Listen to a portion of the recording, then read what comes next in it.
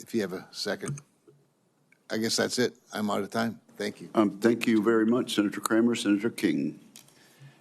Mr. Secretary, I'm somewhat puzzled. I grew up in Virginia where Robert E. Lee was revered. I think when I was a kid, his birthday was a school holiday. But as I grew older and learned more about American history, I learned that he fit the classic definition of a traitor.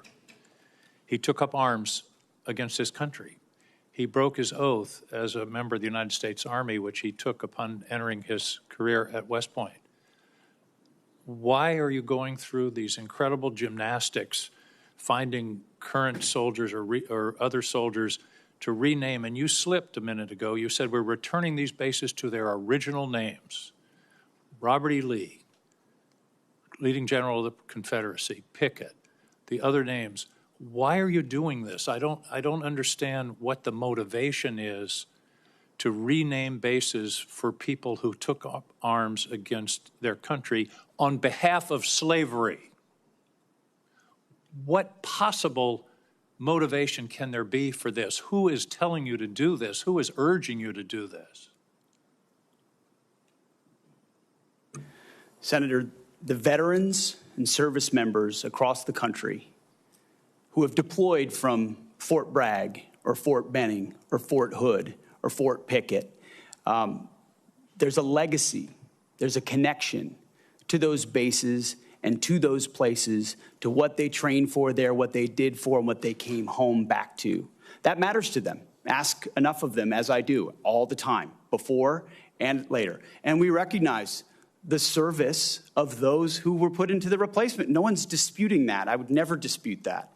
What we're looking at is erasing history, erasing names, erasing base names that service members are tied to. Talk to people that serve at Bragg. Ask people that serve at Fort Bragg or Fort Benning if they like the fact that the names have been returned. And to a man and to a woman, they will tell you, thank God we're back to Fort Bragg, and thank God we're back. And thankfully, because so many men and women in this country have served, there's a Benning and a Bragg and a Pickett and a Hood that has a Silver Star or a Medal of Honor that we could rename the base to because of the limits of what Congress allowed us to do. So this is something we've been proud to do, something that's important for the morale of the Army, and those communities appreciate that we've returned it back to what it was instead of trying to play this game of erasing names. We're not erasing history, Mr.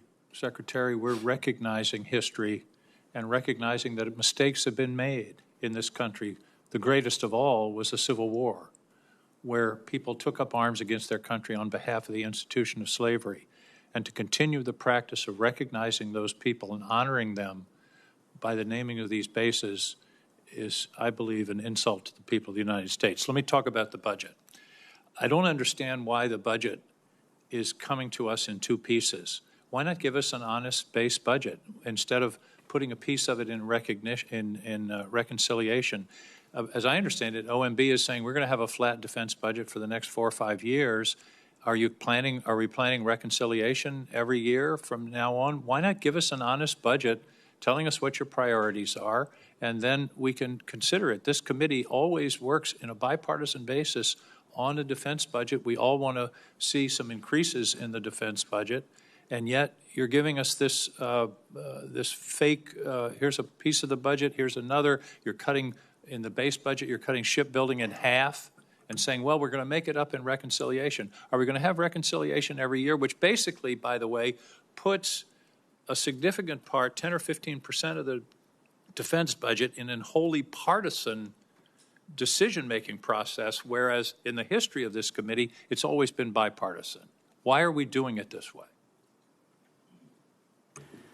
Senator, from our view, the budget number 961 meets the requirements and threats that we face. And that's not the number. The number is 892.6. You're adding reconciliation. That's my whole point. Why not give us a base budget of 961 or whatever the right number is, what you consider the right number, and then we can operate and make our decisions. Why do it in this bifurcated way that really is fooling the American people about what the defense budget is?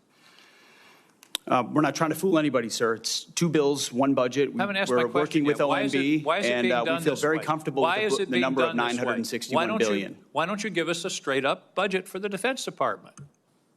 That's my question. Senator, this is a straight-up budget for the Defense Department, and it's a It is 13% not. increase over what Joe Biden It is a gave us. two-part defense budget. Part of it is in reconciliation instead of in the budget that's being presented to this committee. This committee only has a partial review of the budget.